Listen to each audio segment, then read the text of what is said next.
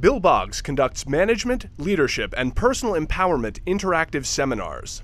The relationship between success and happiness is reciprocal. Bill Boggs is an Emmy Award-winning television host and executive and author of the HarperCollins bestseller, Got What It Takes: Successful People Reveal How They Made It to the Top.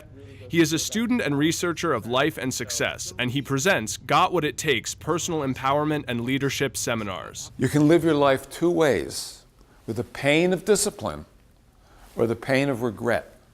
And when all is said and done, I'd rather say that I lived a life of discipline than a life of regret.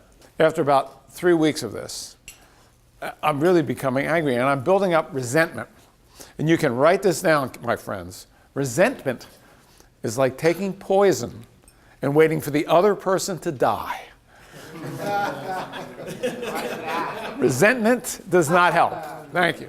His seminars have been presented more than 100 times to CEOs and their key people in the United States and Canada. Boggs is an in-demand speaker for Vistage and Tech, the world's largest CEO membership organizations. That is a big question. Am I settling now in some way that's making me fundamentally unhappy?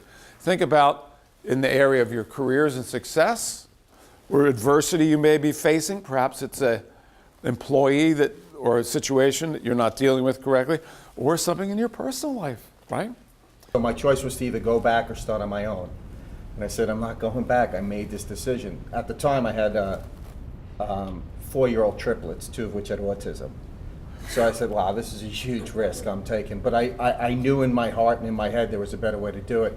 So I went out and I did it, started my own little office, and we've grown tremendously. Real guts. Well, anybody else want to share? Yes, Bob. At some point in my career, I realized I was giving all of myself to my clients. And then I'd get home. And there's nothing left of Bob. There would be no Bob left for my family. And once I realized that, I corrected that. But it sneaks up on you. So I changed that, and in 2003 started a business without any clients. Because I look at change as what's the worst that can happen if I try this?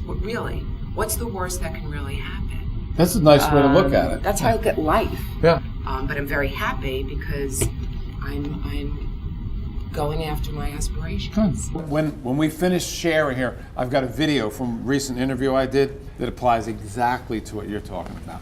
A couple specifics in the book. The value of adaptability. Talk to us about that. I think adaptability is so critical, really in any period, but particularly the period that we're in right now. Because the economy is changing.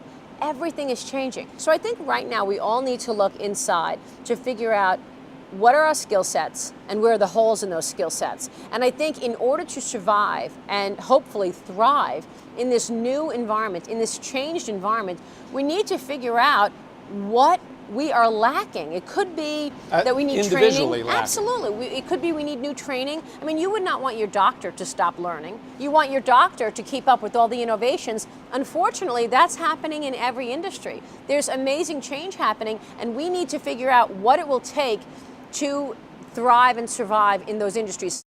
Simple fact is, in all aspects of your life, success, adversity, enjoying a happy life, like Peter, you're talking about your situation, there's going to be change. Change is inevitable. Growth from that change, how you process it, what you do with the change, is totally up to you. In terms of mistakes, he quoted Albert Einstein. Einstein said there are only 2 things we know that are infinite: the universe and human stupidity.